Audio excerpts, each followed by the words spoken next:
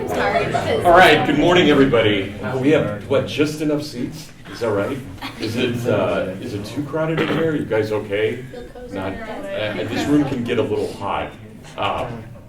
So hopefully it won't get bad. If it does, we can look for a different room. But looks like you guys are fairly comfortable, right? It's not like that, the one where everybody squeezes in on those long desks, right? You can't get out except by crawling over somebody. So anyway, hopefully you're all comfortable. If not, let me know and we can look for a different room. So that, in part, it's my fault. I had forgotten that. A couple of you, it's great, I'm glad you're here. But a couple of you just signed in, and a couple of you are here just to audit. Totally fine. But I want to make sure that everybody's comfortable. So I don't know if I've got enough syllabi, so I'm sorry about that. I think I just printed 29, and it looks like we've got about 32 in here. So if you don't get one today, I apologize, but I will send them via email, probably not, maybe today, but probably tomorrow as well. So everybody should get one. And I'm also going to be sending everybody a Dropbox invitation. And though I know we use something at the college, is it Box we use where people share things? Or is it Blackboard, or is that gone? I can't remember. They're using both still. Okay, I'll probably, unless it's a real problem, I'll probably do Dropbox. I don't want any of you to have to pay for it. They will, when you sign up for a Dropbox account, they'll give you a free amount of space. And I think what I'm going to be giving you should be no more than what that free amount is. So I don't want anybody paying any money for it. And if for some reason Dropbox is trying to make you pay, let me know, because I don't want you to do that. And I'll explain what I'm going to have in there. So anyway, just to make sure you guys are all in the right class, this is Christian Humanism, right? The Christian Humanist class, Christian Humanist vision of history, age 495. I know almost all of you, but not quite all of you. So it's really great to have all of you in here. But I'm Brad Berzer, in case you don't know. And so just make sure that's what you have on your schedule, right? Age 495, Brad Berzer. And hopefully we're all in the right spot. But I want to go over the syllabus for just a little bit, and then we're going to spend the rest of the class, talking about trying to define what Christian humanism is and what its history is, and I'll explain what I want to do in the class itself. So just to let you know, and I want you guys to know this now right from the beginning, I don't think this will be a problem for anybody, but I probably demand more reading in this class than any other class I teach. And I also kind of demand a lot on what you guys do so you only have 2 tests and a midterm and a final, and then a paper. But I am pretty demanding about what I expect out of here. So I know some of you, like if you had me for the Tolkien class last semester, basically if you showed up, you got an A.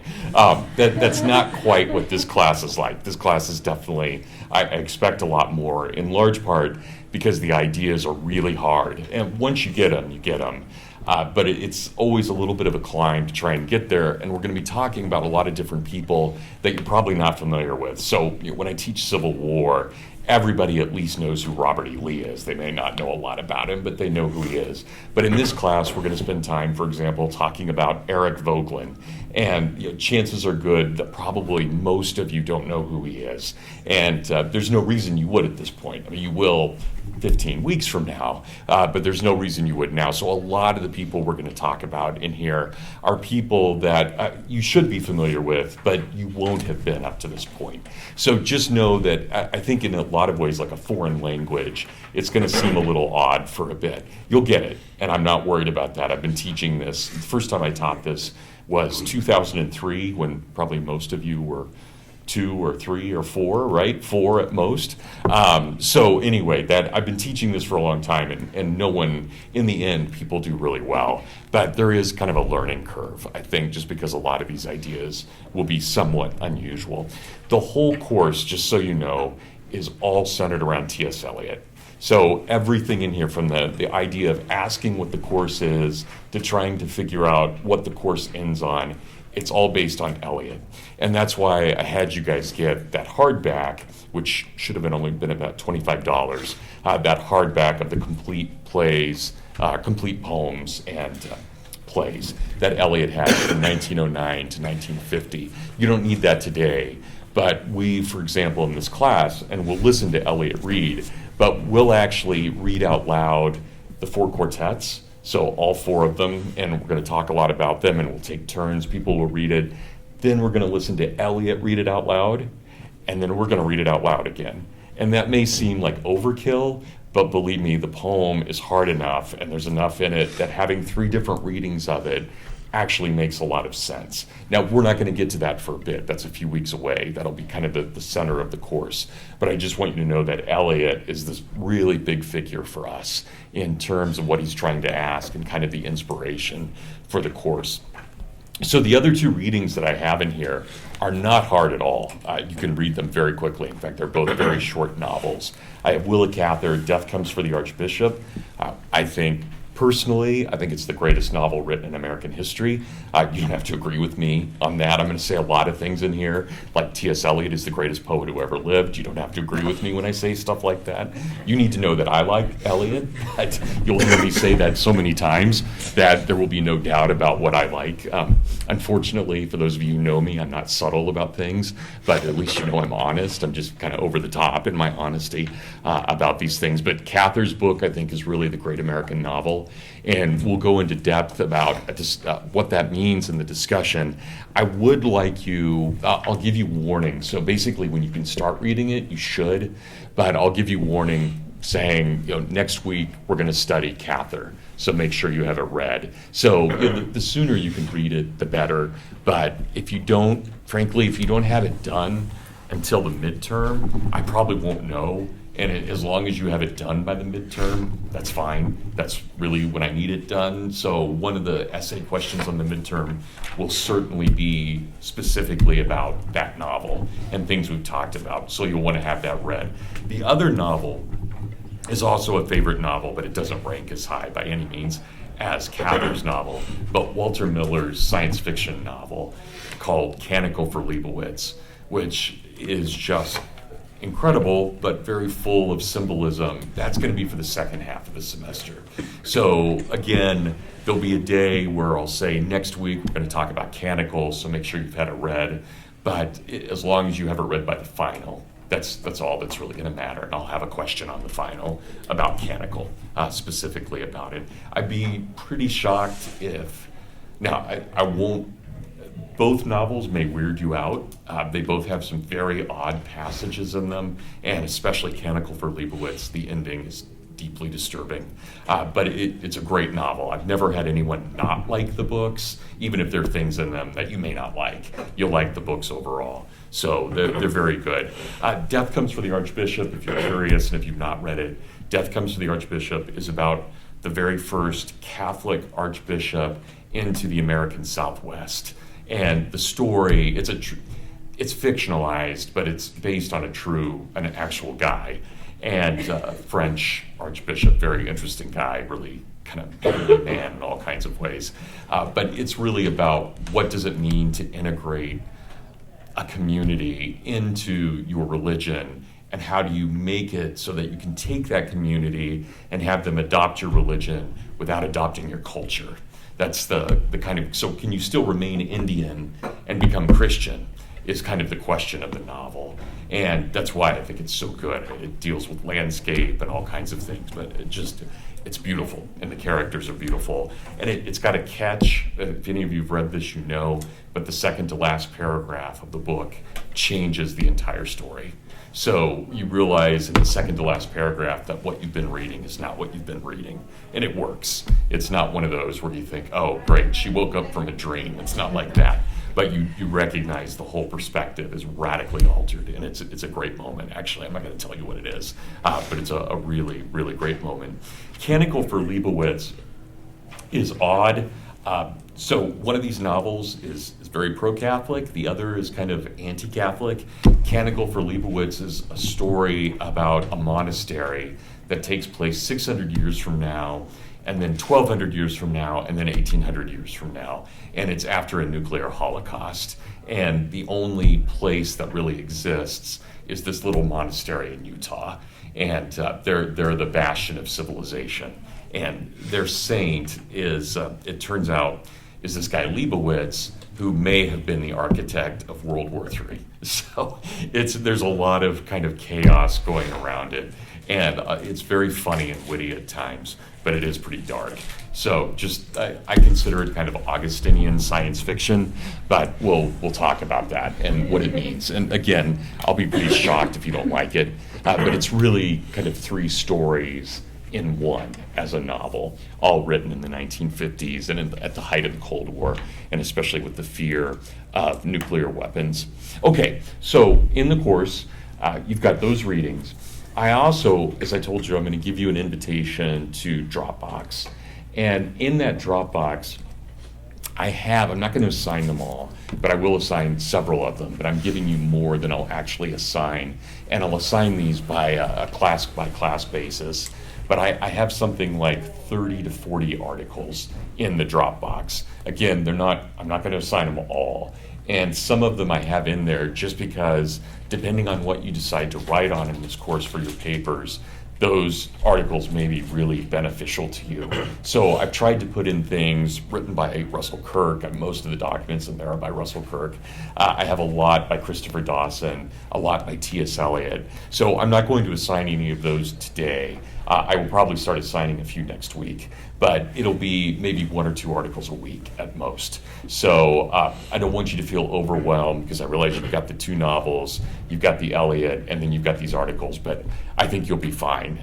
Just keep up with them. I would recommend, and I know this is a big group, but I would really recommend, and I could tell by the way you were talking to each other that a lot of you know each other if you don't know everybody in the class when you were coming in. I would recommend that it's probably good at this point to maybe make a little study team. And whether that's 2 of you or 5 of you, or if you want to create, I think, Peter, did I hear you created a study guide for everybody in the American Revolution class? Yeah, so you're welcome to do that as well. I'm not sure I would rely on Peter, but I think it's not a bad thing. But anyway, you're welcome. You're welcome to create a committee of the whole. Obviously, when you take your exam, your midterm and your final, you have to take it by yourself. You can't. That's not a team effort. But everything leading up to that would be good. And again, because a lot of the ideas and the people that I throw out to you will be new to you. So probably good to kind of collaborate and make sure that you're catching up. And I love this stuff so much that once I start going, I really start going, and it's like old high school debate rounds where I'm trying to get finished as quickly as possible. So anyway, for those of you who've had me before, you know when I'm in a mood, I can talk very, very quickly. And I'll try not to do that, but if I get really excited about this stuff, it just kind of comes out.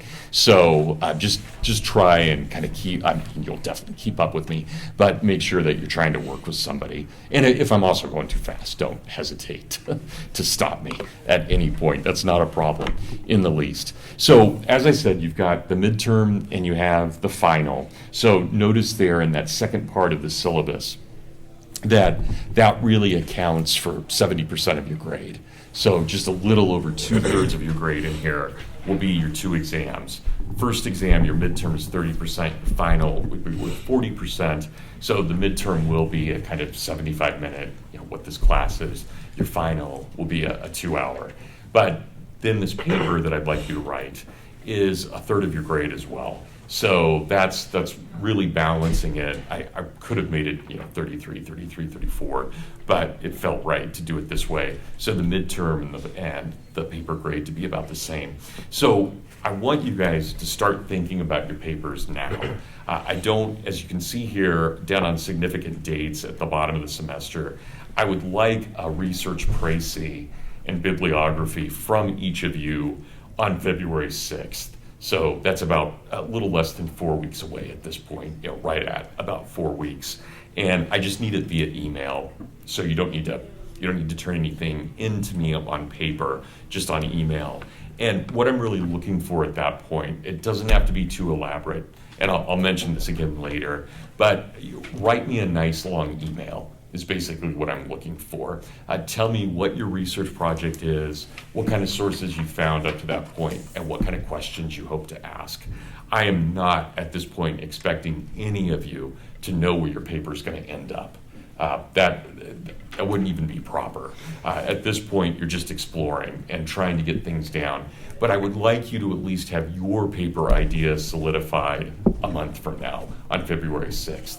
So there are a lot of different things you can do. What I'm assigning to you, though, is I'm assigning essentially, and it doesn't matter if you overlap. If I have, and this has happened before, and it's not a problem. If 10 of you want to write on C.S. Lewis out of the 32 in the classroom, not a problem. There's so much out there on Lewis. And 15 years ago, before we had everything online, if you were trying to check books out of the library, that's really a problem if you have so many people doing Lewis at the same time. Now it doesn't matter. So much is online that we can have enough people doing it. So really, any of these people that I have listed here, and I'll talk a little bit about some of them just briefly now because we'll spend the semester on them, but really any person that you want to write on is great, that in some way has to deal with Christian humanism or humanism in the 20th century. But if you want to do something older, for example, if you're really interested in Cicero, Cicero's a great humanist. Or you want to write on St. Paul, that's totally fine. If there's something, or St. John, any of that is fine. Heraclitus. So ancient figures, Thomas More, for those of you who are Steve Smith fans, Thomas More would be great. He was one of the, or Erasmus. So in this course, we're going to do a little bit on the history of humanism, but we're mostly going to focus on the 20th century humanists. But if there are people before the 20th century, George MacDonald, one of the great writers, or William Morris, another great writer, or Alfred Lord Tennyson, there are a number of people that you're welcome to do, or Cardinal Newman. There are people that you can do prior to the 20th century, and you don't need my permission. If there's someone you want to write on, that's great. I've given you a list here of 20th century figures that I'm very interested in. But frankly, I'm interested in all kinds of things. So, Edmund Burke de Tocqueville, they'll work as well. So really think broadly about this. I do want you to write about a person, and there's a reason for that. We're talking about Christian humanism, and I want to be able to figure out the humane element, the biographical element. And I think it's also easier if you pick a person, you've got a beginning, a middle, and an end with it. And you can give me a biographical sketch, and then you can talk about their ideas. So I think it's a very doable thing that you can do within a semester and do a good job with it. So I would like you to keep it to a person rather than to an idea. But certainly, if you're interested in an idea, just find the person that best represents that idea and write on that person. Does that make sense for everyone? So this is going to be, and this is kind of what we've decided for 400 level classes in history. I realize there's some variation among the faculty, but basically what we'd like and what I would like is, and I think I have down here, 18 to 25 pages. But if it's 15 to 25, that's totally fine. So just try and do something in that range. And the reason we do that is when you submit a journal, scholarly article to a journal, that's the range that so that's the normal range of an academic article, to be about 18 to 25 pages. But again, if it's 15, I'm totally fine with that. So you do have to use Turabian 9th edition. That's now college rule. So it's not just this class, but anybody in the humanities has to use that. Since you'll be footnoting, probably you are going to want to look up what Turabian is. If you don't have a copy, for those of you who are humanities majors, I would recommend owning one, but all of that's online too. So you should be able to find what you need, Turabian style, online. So if you look at some of these names, I'm guessing that a lot of them are unfamiliar to you. Some you may have heard of before, but not know much about them. So Irving Babbitt, Paul Elmer Moore, if I have listed here Richard Weaver. You guys should all at least know Richard Weaver, because when you walk into the Heritage Room, as that eagle tries to jump and eat your eye out on the right side, right? You've got that slogan up there. It says, "Ideas have consequences." That's Richard Weaver, and we actually have his papers here at the college. Wilhelm Röpke was one of Ludwig von Mises's friends and was an economist. Sister Madeleva Wolff, my guess is nobody really knows her. She was actually the president of St. Mary's right over at South Bend, and she was a student of Lewis and Tolkien. She got her PhD under Lewis and Tolkien, and then created probably the single best humanities liberal arts program in the country. during the 1940s and 50s in America. It was the model for great books programs. So all of her papers are just right over at Notre Dame. And in fact, Notre Dame's got a lot of these people. So I have on here later Frank and Maisie Sheed, Maisie Ward, Frank Sheed. They were married. They had a publishing firm called Sheed and Ward, which was the great publishing firm of the Christian Humanists. All their papers are at Notre Dame. So if you do certain topics, we're within reach of actually doing some really good research on these people. Now, again, you don't have to by any means. You'll have enough here at the library and what you can order. But if you're interested in that, please, that would be great. Others that I have here, I tried to be pretty ecumenical about this. If you're Eastern Orthodox and you're very interested in kind of an Eastern Orthodox version of Christian humanism, I've got Solzhenitsyn and Nicholas Berdyaev, both incredible figures. Really, I'm sure you've all heard of Solzhenitsyn, but there's so much that could be written about these guys. They're very, very good in all kinds of ways. I have other figures on here, G.K. Chesterton, Flannery O'Connor, Jacques Maritain, his papers are also over at Notre Dame. Eric Voegelin, some of his papers are at Notre Dame. Leo Strauss, his papers are over at Chicago. Robert Nisbet, William F. Buckley, we have his papers here at Hillsdale, right? So you've got some possibilities of doing that. And then a lot of other figures. Claire Booth Luce, who was a very famous actress, and a playwright, extremely important person. Roger Scruton, who just died this weekend, right? Just passed away. Dorothy Day, really fascinating anarchist, really amazing anarchist, actually, who was, I think, one of the most interesting figures of the 1940s and 50s. Basically was kind of like a secular nun, just lived in poor areas and helped the poor and lived with them, but wrote philosophy on the side. I mean, there's no one on this list who's not interesting. They all led these kind of just eccentric, bizarre lives in all kinds of ways. So, of course, T.S. Eliot, Hilaire Belloc, Walker Percy, Alan Tate, again, all, I think, really, really interesting people. And then I've given you, at the end, a couple of people who are alive now. Michael O'Brien, who's a novelist, Joseph Pierce, Patrick Deneen's a professor over at Notre Dame, and of course Pope Benedict, now emeritus. But a lot of different figures that I think you can really look at. And there's some great people I don't have listed here, but there are also some really interesting, I've got one Jewish scholar there, Martin Buber, who's a really good scholar. There's several Protestants as well that if you're interested, we can do that. So it tends to be, for whatever reason, more of an Anglican and a Roman Catholic movement, but there are definitely Protestants who are involved as well, and especially depending how you want to define Protestant. Some people argue the founder of Christian humanism was Philip Melanchthon, the great Lutheran. So we can do a lot of that as well. So don't feel limited to this. This was just kind of a starting point that you can look at and start from here. But think about who you want to write about, and take it this way too. I mean, if you want science fiction and you're interested in that, write on Ray Bradbury. If you want to look at anarchism, write on Dorothy Day. If you're interested in traditional conservatism, write on Russell Kirk. So there's a lot that you can do by looking at these various figures and try and determine who it is that you want to think about. And remember, you're going to be spending roughly 13 to 15 weeks thinking about this person. So you want to make sure that it's someone who's interesting.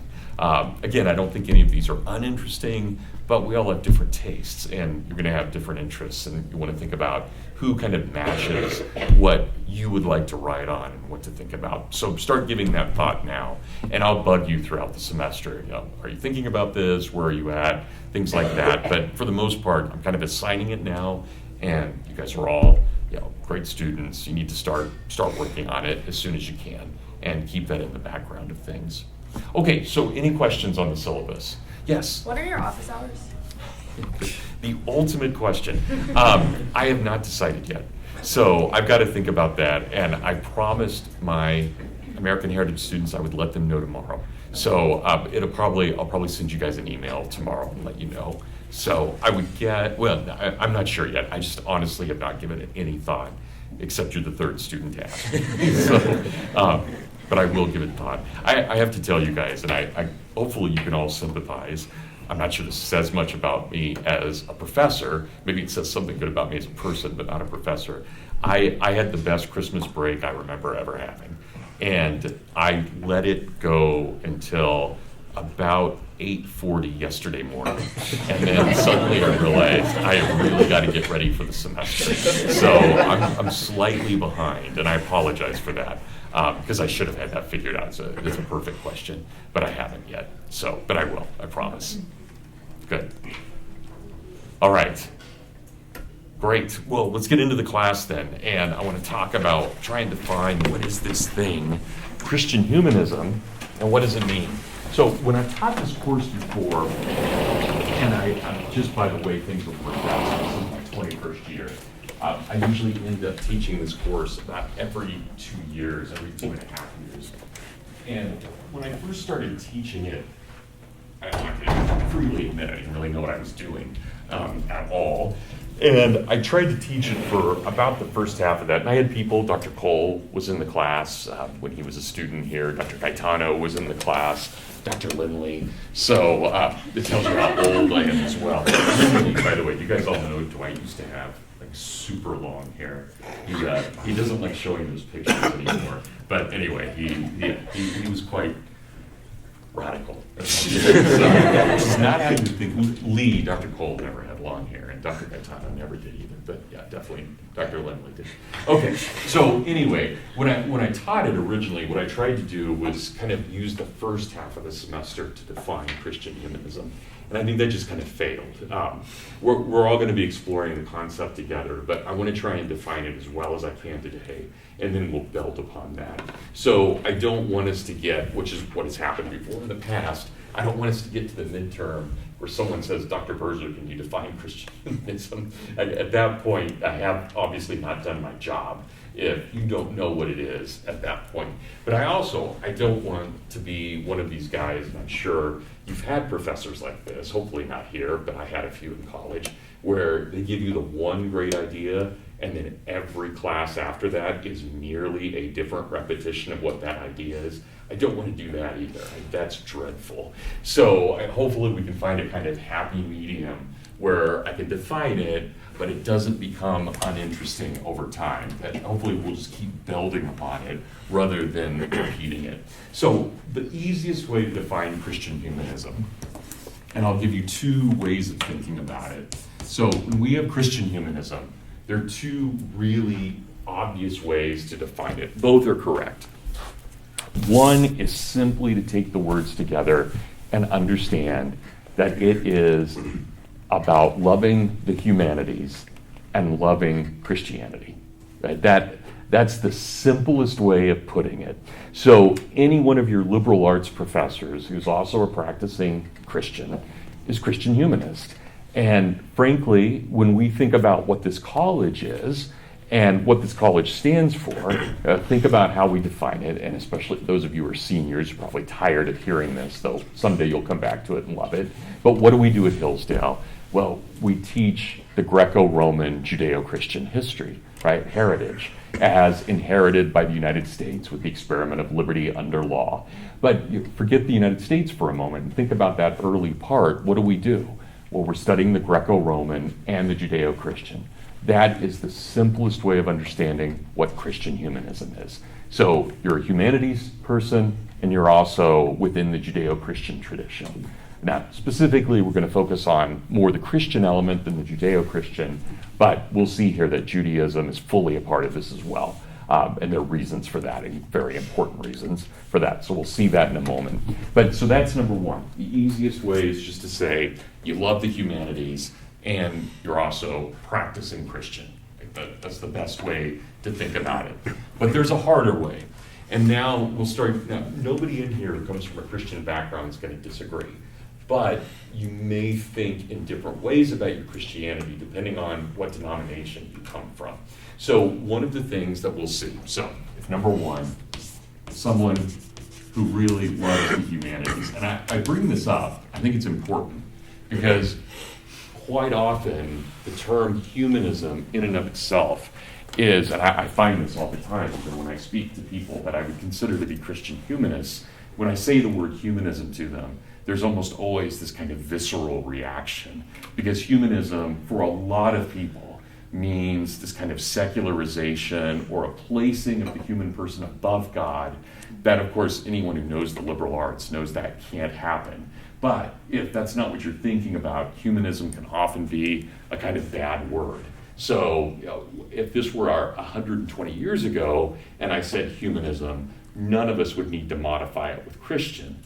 But the word becomes corrupt about 1933, and there are things that happen in 1933. But there are a whole group of people, the American Humanist Association, that adopts the term and essentially makes it anti-religion, anti-Christian.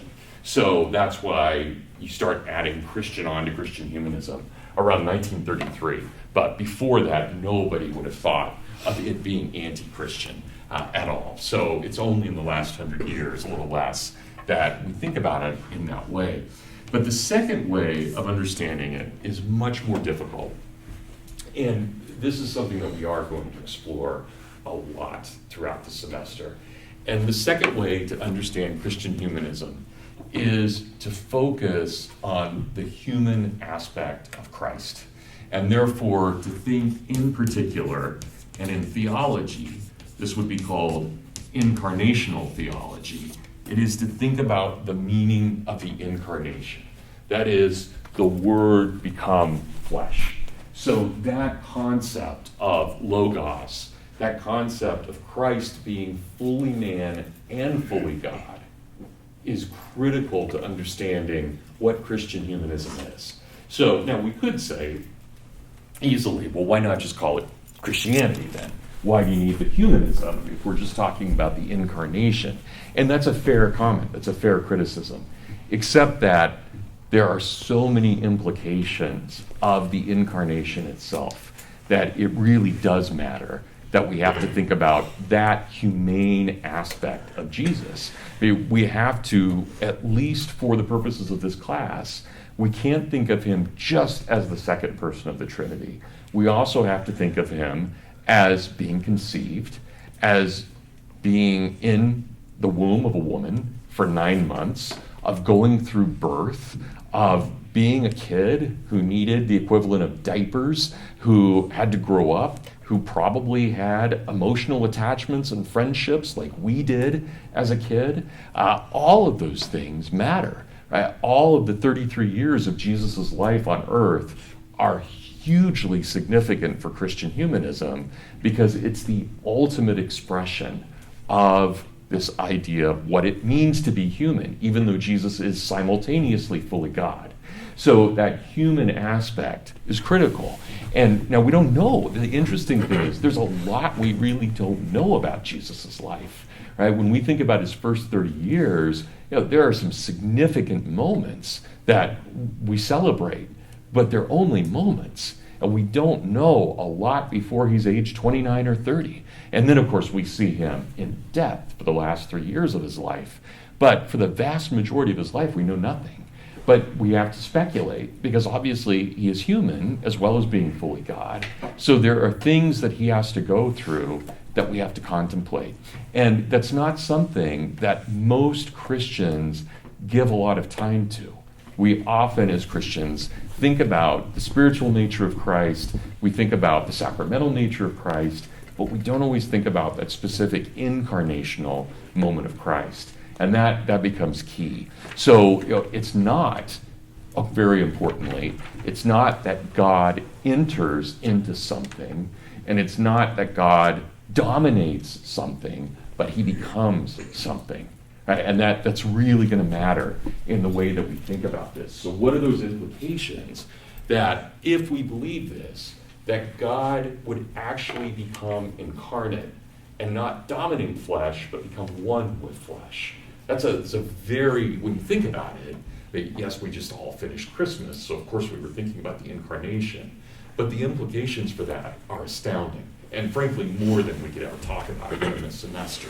And so there is a very theological element to this, to try and figure out what does that mean for us, right? How does that play out for us specifically. And how does that define who we are? How does it define how we should treat one another? Huge questions. Just war, ethics, morality, everything really kind of revolves around this idea. So you think about what we're doing in this class, we're going to be thinking about how does this idea play out specifically in the 20th century.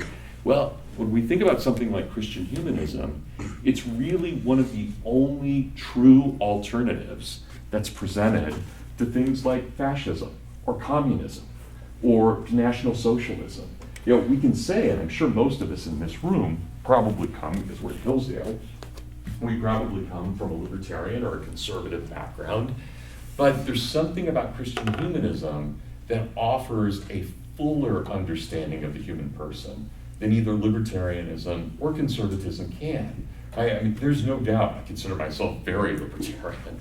I want to be left alone. I don't want people interfering with me. But a huge reason I want to be left alone is so that I can cultivate who I am and be part of the common good and do the right thing. And so there's still that ethical element. But there are a lot of people who are libertarians, and not necessarily at this college, but others who really want to be libertarians so they can go smoke pot. And it's not, libertarianism is a great way of thinking about freedom. It doesn't always give us the answers necessary to being human. Conservatism is the same way. What are we conserving? At what point? And conservatism, by its very nature, must be, to a certain degree, relativistic, because it always matters the context of the time. What are we conserving here? And I would consider myself a conservative as well, but there are deficiencies. If we're living in the middle of the Egyptian dynasty, we don't want to be a conservative. We want to be a radical. If we're living in Peruvian Inca society, we don't want to be a conservative. We want to be a radical. So conservatism is very, very good, especially in a society that is constantly changing. But in a society that's moribund, you need something more than that. You don't want to conserve that. You want to move beyond that. So again, I'm not trying in any way to dismiss either libertarianism or conservatism, but to suggest that they offer partial answers, whereas Christian humanism doesn't answer everything, never can, but it at least attempts to get to an ethical understanding, a strong ethical understanding that would be as true in the ancient world as it is now. It would be as true in Africa as it is in North America. It's about the human person, not about any particular persons. It's about the person. So it does try and understand these things. At least it's attempted to. So where do we start all this? Where does this really come from for us? And some of this for many of you will be a rehash of Western heritage, but I want to try and give us a kind of lineage of where this concept comes from. So I'm sure you're all very familiar with the idea that when we talk about the incarnation within Christianity, it is called the Logos. And we're going to figure out where that comes from. Now, if you're coming from a Hebraic tradition, if you're Jewish, there's also the same concept, but the word that's used is memra. M-E-M-R-A. Now, they mean almost exactly the same thing. There's a slight difference, but basically they're the same thing. And so I want to stress here that even though Logos is a deeply Greek ideal, it is also a Jewish ideal as well. We have to ask why. We don't know why exactly these two things are formulated at roughly the same time. There have been some arguments. I know Dr. Ray here at the college argues that the Jews were probably very influenced by the Greeks. There's also an argument, people like Daniel Borston, not someone you need to know, he's passed away, but he was a University of Chicago professor, argued the opposite, that the Greeks were probably very influenced by the Jews. We know that it's all a Mediterranean world, but of course the Greeks were a very high civilization. The Jews were a very tribal civilization and nomadic. So they're going to have different roles, even if they're interacting at certain levels. They're going to have different roles in the ancient world simply because of where their civilizations are and the way they focus on things. But regardless, there is some kind of overlap in the way that these ideas work. But the first time we see the concept of Logos comes from the great pre-Socratic philosopher Heraclitus.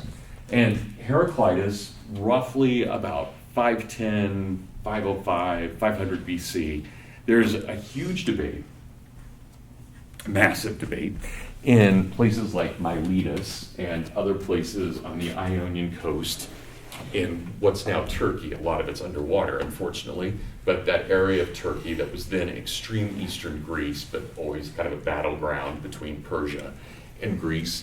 In that area, we have a whole discussion about what is the beginning of all things, what is the primary matter, or what the Germans will give the title that all philosophers use now, what is the Urstoff? What is the primary substance of things? And the way that the Greeks are arguing is that there has to be something that is in the beginning that falls apart. And that's where we come in. So there was something that was whole. It falls apart. We don't know why it falls apart. There could be a lot of reasons it falls apart. And we're trying to seek some way of coming back to the wholeness of that thing. Right? So you have this thing, it breaks apart, we would like to bring it back to wholeness. We don't know how, but it's going to be there. So the Greeks are constantly interested in the way that a universe might work. It begins, it explodes, it comes back together again, it explodes, it comes back together again. There are all these cycles that we get trapped in. And how do we get out of that? Why is there so much repetition? And among the Greek philosophers, the pre-Socratics, they're arguing it has to be one of four things. Right? What is this primary matter? It's either earth, soil, or it's air, wind, or it's water, sea, or it's fire. Those are the three things: earth, wind, fire, right? Water. Those are the four things that they're arguing about. What could it be? And it's Heraclitus who takes the idea that of those four elements, it has to be fire. Fire is the beginning of all things. It's what animates us, and it's what we hope will come back together, that earth will end in fire in some way. And as far as we know, and we don't have a lot of his writings left, unfortunately, I'm going to read to you in a moment, what we do have. But Heraclitus argues that the term that needs to be used for fire is this concept, logos. And logos means a lot of different things. We're going to talk about logos throughout the entire semester. Logos doesn't just mean fire. It means thought, it means imagination, it means image, it means word.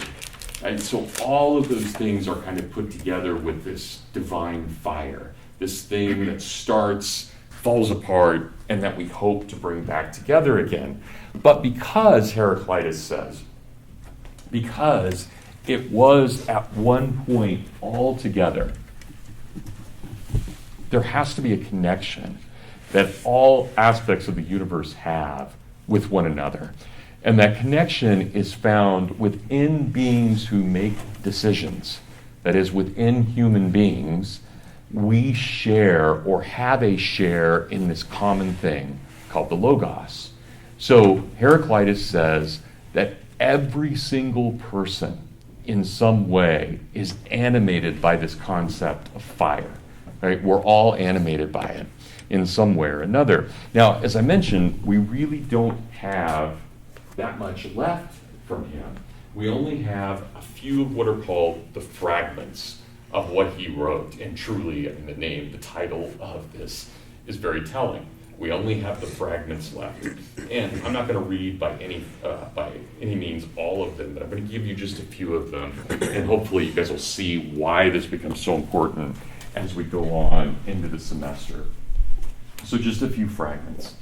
For this reason, it is always necessary to study what is common.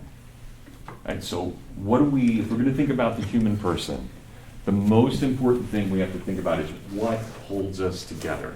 Now, just imagine for a moment, we can, I think, argue, and I don't want to get too political about it, but we can argue from the very beginning of Western civilization. The question is not what divides us, what makes you man and me woman, or you black and me white, or That's not what they're asking at all. It's exactly the opposite. What makes us all one? What holds us together? This is what matters. What is common? And therefore, we must understand, this is still Heraclitus, that it is the logos that is common. And yet, what do we find? Most people are content with their own private understandings.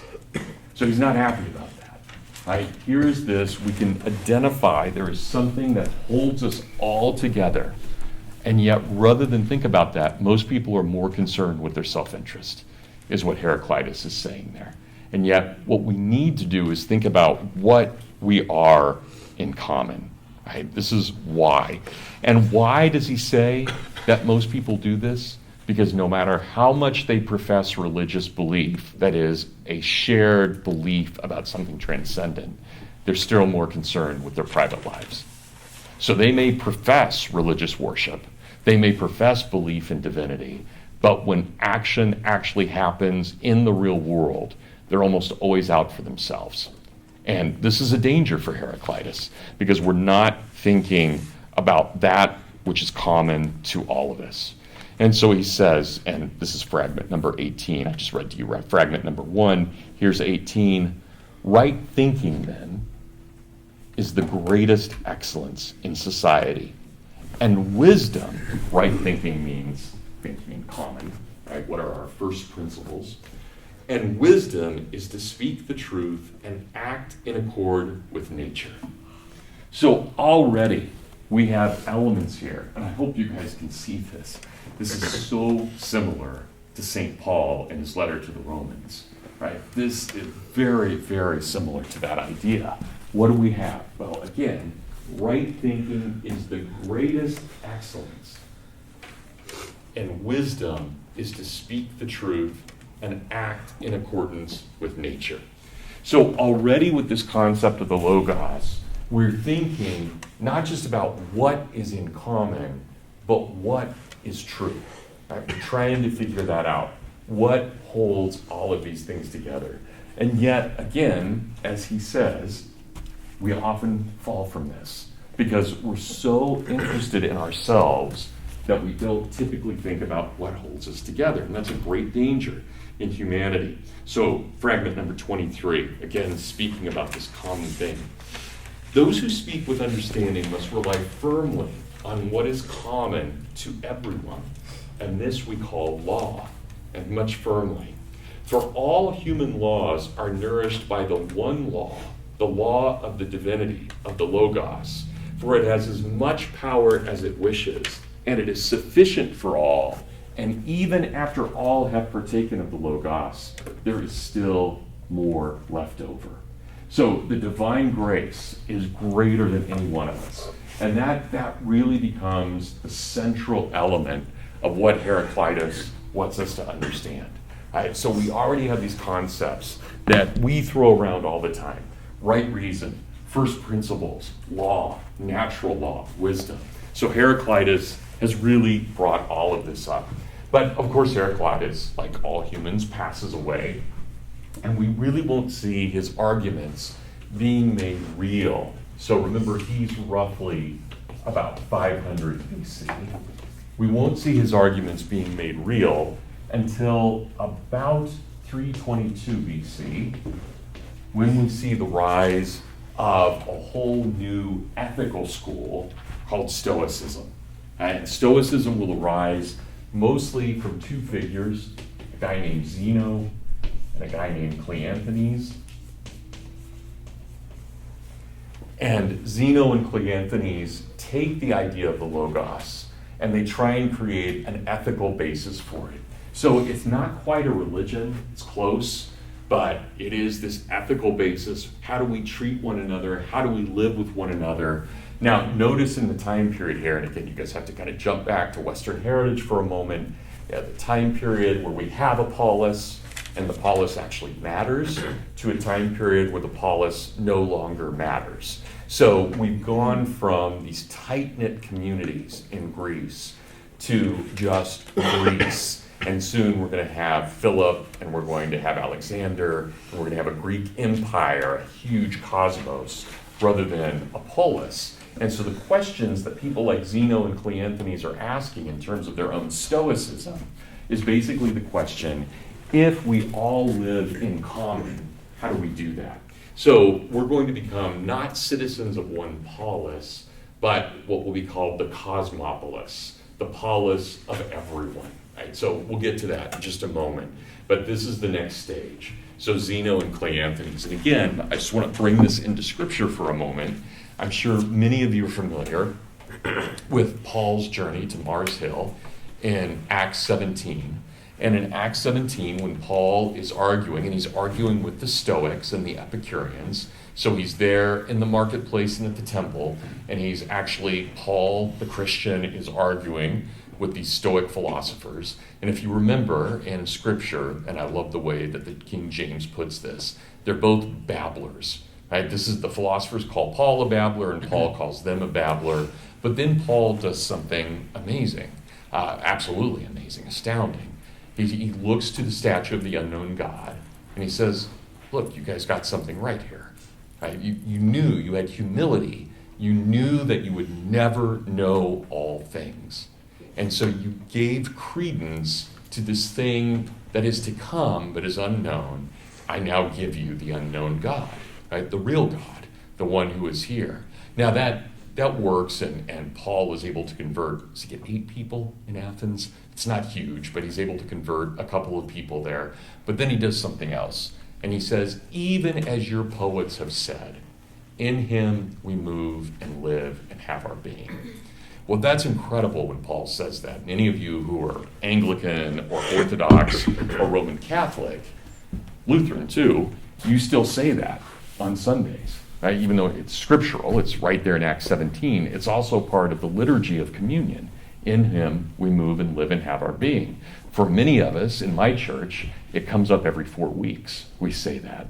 And yet what's amazing about that, Paul says that, it's Cleanthes who wrote that around 300 BC.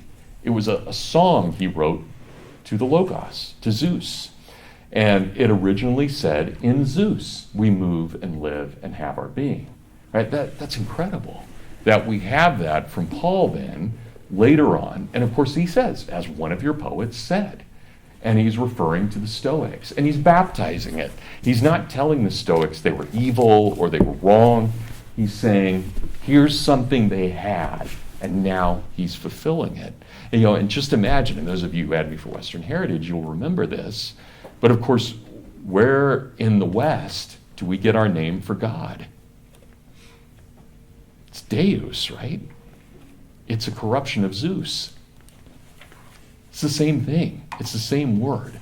So in all of these things, it's incremental change, not revolutionary change. Right? And that matters. So we can see that the Greek, the Stoic influence on Christianity is absolutely huge in all kinds of ways, to the point where when St. Paul was alive, people actually were not sure when he was preaching if he was a Stoic or if he was a Christian. Right? That they were confused about this. So one of the reasons that Paul is very clear in his letters that he is preaching Christ, right? Christ crucified, Christ risen. He has to state that because so many of his teachings are so Stoic as well. And people thought he was probably good friends with Seneca, the greatest Stoic of his day. So again, I don't want this to in any way cloud our understanding of Christianity, but really to enliven it and to understand that there are deep philosophical traditions that are going into the Christian religion as well. And this is where that Christian humanism is coming from. So a huge part of this, one of my favorite figures that we're going to talk about this year, I don't need to write him down yet, but a guy named Christopher Dawson. Dawson argues that if we really want to understand incarnational theology, we have to go to St. John, but then we can never dismiss what Paul does at Mars Hill, that there's an incarnational element in understanding that this Stoicism plays a role, and that they're not rejecting it, but baptizing it or fulfilling it in some way.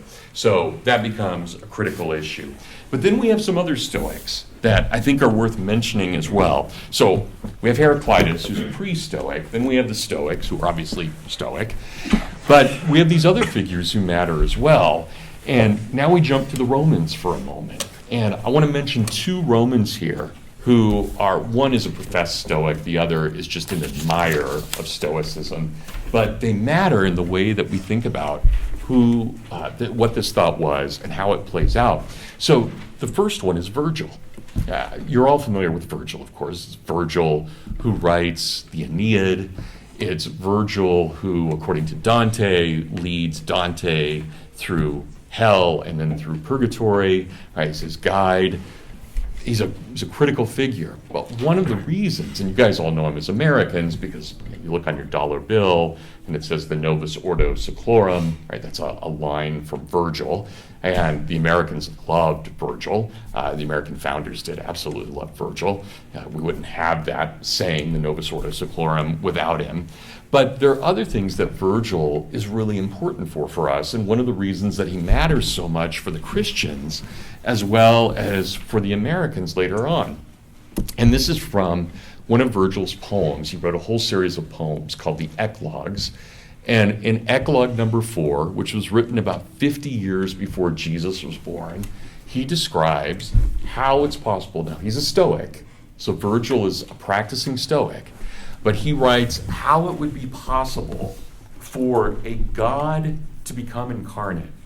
Now, I realize, and I said this about an hour ago, but I realize that when we think as Christians of the incarnation, we all agree to it. There's no Christian who doesn't agree to the incarnation. He wouldn't be a Christian otherwise.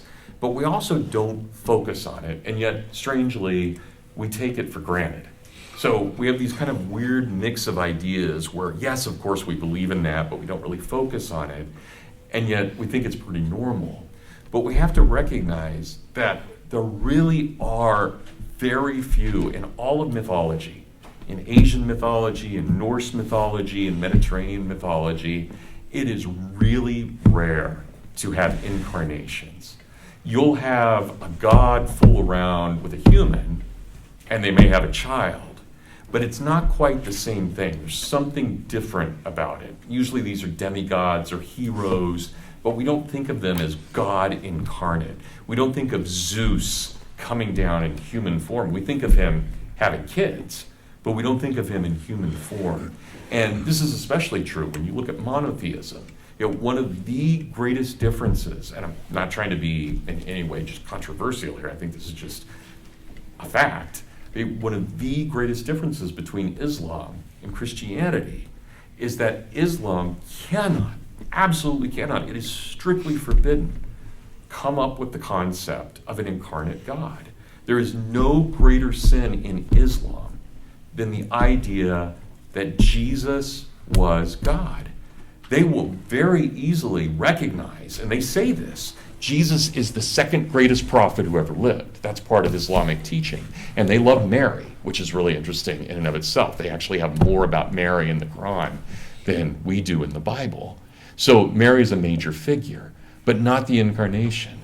Because as they say, God is so supreme, right? And this is Mohammed, and I'll use the nicer language, but God is so supreme that he would never descend to become a bag of feces, right? That's Muhammad about this. So you can't have an incarnation. And what happens? Anybody know what's the incarnation in Islam? It's not a human. It's not a God. It's the Quran, right? The Quran is the incarnation. Nobody wrote the Quran. It was handed by God, right, to Muhammad, given as a book already written. That's it, right? It's a very different and yet very similar kind of understanding to the way we think about the Bible, but different enough that it's huge in those differences, even though there are some similarities.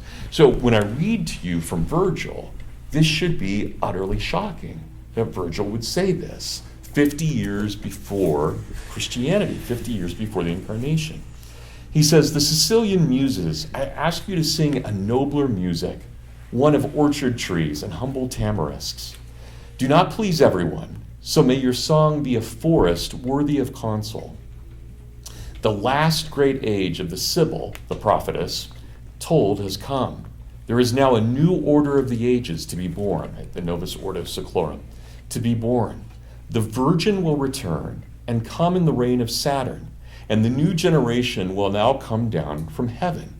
I ask you to look with pure favor upon this child, for the child itself will be pure, the child by whom the age of iron will give way to the age of gold. For now is the time of Apollo's reign, and the grand procession of the mighty months. There will be a commencement of glory. There will be a freedom from the earth's bondage of its own perpetual fear, and all of our crimes will be erased at last. For this child will share in the life of the gods, and he will see and be seen in the company of heroes. He will be made the ruler of this world, but it will be through the merits of his Father. Now, just imagine. That is so close to an understanding of the Christian incarnation. But that's 50 years before Jesus comes into this world. So here you have someone like Virgil who gets it so right, and yet not quite. But the Virgin and the God of gods coming together, bringing a child who will bring peace to the earth by erasing all the sins of the past, and allowing this to happen through the merit of his Father. I mean, this is stunning language. And so somehow in this Stoicism, as pagan as it is, as wrong as it is, it gets something right. And we cannot dismiss that. We can't just say, at least from the Christian humanist perspective, we can't just say this is purely accident or chance. Something had to have happened there to prepare the Greeks and the Romans in the way that the Jews were being prepared. Maybe not at the same level, maybe in different ways, but there's a reason that at a place like Hillsdale, we give almost equal status to the Greco-Roman and the Judeo-Christian. Different things, but they have to go together in some way. So we have the classical and we have the Christian come together. So now I want to read to you just briefly, and I apologize because this won't be in everybody's Bible, but for those of you who use what Protestants call the Apocrypha, what others call the Deuterocanonical, we see in what was called the Jewish Book of Wisdom also a very interesting discussion about what an incarnation might be. So for those of you who don't know, the Jewish Book of Wisdom, which is still, even Protestants regard it as a sacred text, just not 100% sacred. It's like 99.9% sacred, but still worth reading, definitely. And if you go to seminary, or at any Protestant seminary, you'll have to read it and study it. But the Book of Wisdom was written about 100 years before Christ was born. So it's one of the writings, we've got about 8 writings, that Protestants and others argue about whether it should be in the Old Testament or not, but they were all written within the 500 years before Christ. This one was written at about 100 years before Christ. And you can see here why people like the Zealots would get their ideas about having a really violent revolutionary for a Messiah. But this is from chapter 18 of the Book of Wisdom. For whereas they would not believe anything before by reason of the enchantments, then first upon the destruction of the firstborn, they would be the first people to acknowledge God. For while all things are silent, the night will be in the midst of her course, and then the almighty word, Logos, will leap down from the heaven, from its royal throne, as a fierce conqueror into the midst of the land of sin. And with a sharp sword carrying thy unfeigned commandment, he will stand, filling all things with death, but he will stand on the earth even as he reaches into the heavens. Now, that's pretty violent, no question about that. But that's also an interesting argument for an incarnation, one that we know that the Jews have been anticipating a Messiah, but nowhere in the Old Testament or in the Apocrypha, or whatever you want to call it, nowhere do we see it phrased almost exactly that way, right? Where we can really envision this as a figure, one who stands on the earth but remains in the heavens. And obviously, for any of us who are Christian, we don't like the Zealots, but you really can't understand why they're expecting another Judah Maccabees. Right? They, in the same way that they had someone to defeat the Greeks, now they want someone to defeat the Romans. And when Jesus turns out to be this peace guy, they're pretty mad about that. They don't want the hippie, right? They want the warrior, and they're pretty upset. But we can see where that comes about, right? What they're expecting, and to have this kind of fierceness to all of this. And then, of course, and we'll end with this today, then, of course, we get John, right? John the beloved, John the revelator, John, the only one of Jesus's male friends who stood with him at the cross, right? John, to whom Jesus gives his mother there at the cross. And I think about that because an hour ago, we were briefly thinking about Jesus's life. And one of the things that I try to imagine, and not just at Easter, not just on Good Friday, but try to think about in my own faith, is imagine how close we are to our friends. Imagine when Jesus is on the cross, Friday afternoon, and every one of his male friends has betrayed him except for John. We all know Judas, that's the most famous betrayal. But nobody else was hanging out with him. Nobody else was saying, yeah, Jesus, we're going to stand with you as you suffer. Right? They're fled. Peter's denying him. Everybody else is running off. You get 3 women, and you get John. And that's it. And that, to me, speaks volumes about John and what John's character was. What do we know about him? We know he's the youngest. He's probably only about 16 when Jesus dies. He lives the longest by tradition. We don't know for certain, but by tradition, he's the only one of the 12 who's not executed. He has a natural death, or maybe even assumed bodily into heaven. We don't know, but he's not executed by the Roman state. And he's also the last to write his gospel. So the Gospel of John is actually probably next to Revelation. It's probably the single last thing. So don't imagine the way we think of the New Testament. Don't think of it in chronological order. That's all over the place in the way things are being written. But it seems that John wrote his Gospel in the book of Revelation probably about the year 100 or 105. He was a long-lived guy. And then he probably passed away right after that. But he writes these, and he's the last one to write. So when he writes, you can imagine, he's not writing to the Jews, because the Jews have been put into a diaspora after the failed Jewish revolution of 66 to 70 AD. Right? There aren't going to be many Jewish converts. Really, the only converts you're going to have, can you imagine if your mission field is Rome in the year 100? Who's going to be the most attractive to you, and who's going to be the most attracted to your idea? The Stoics. You're going to write to the Stoics.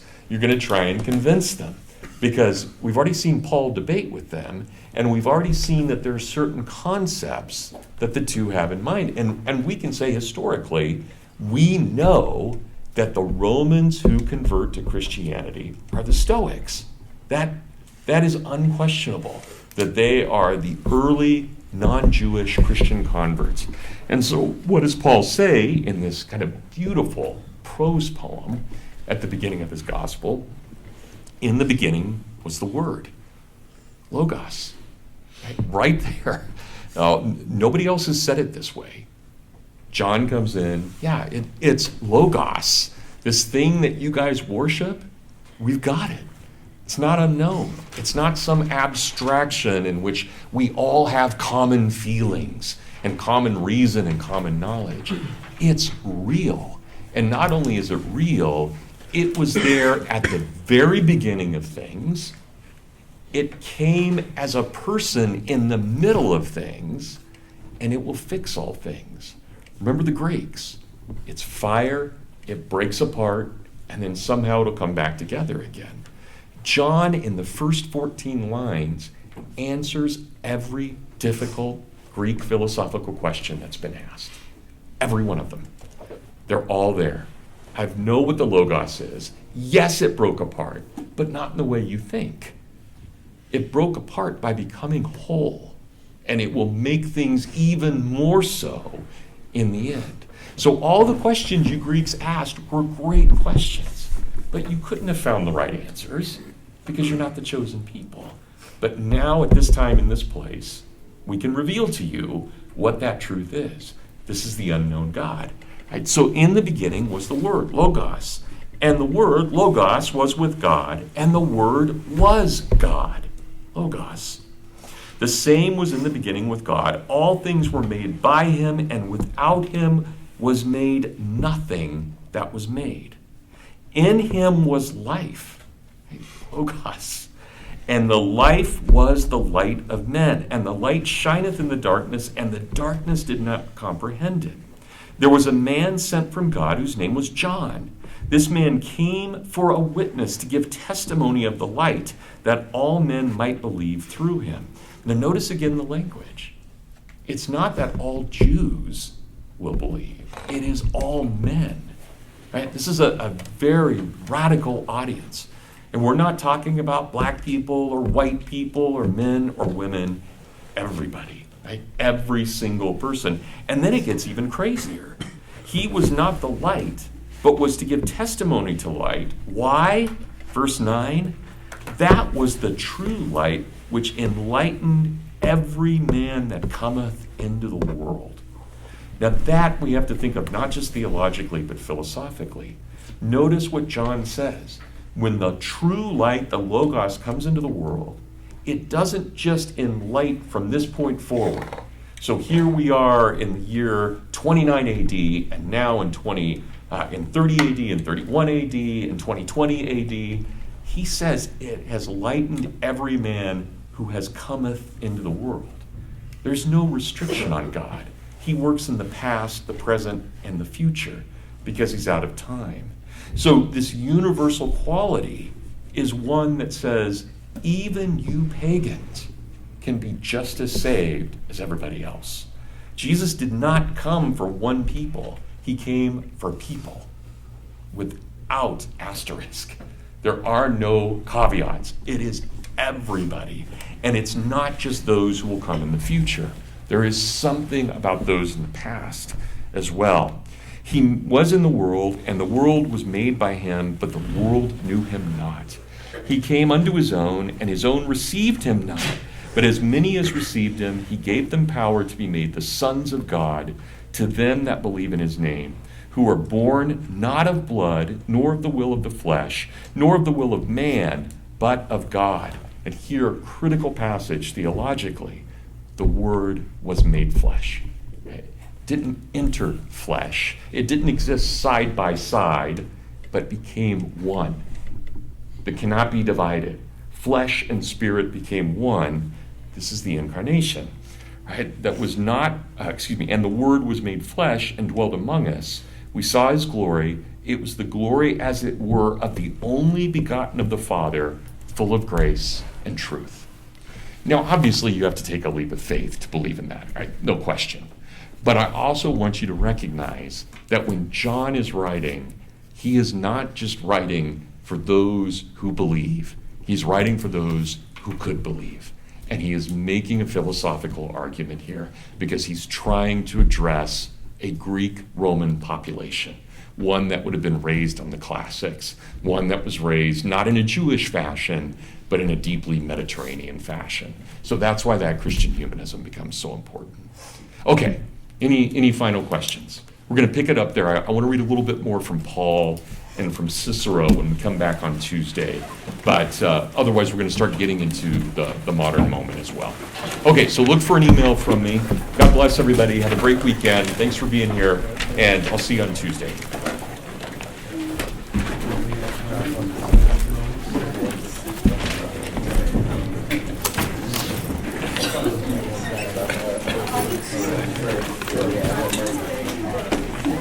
Did you get a soda? Got it. All right. Oh, got it. There.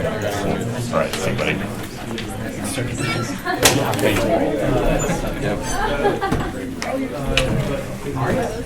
Hey, Sam. Good having class again. Neil Peart died over a break. I know.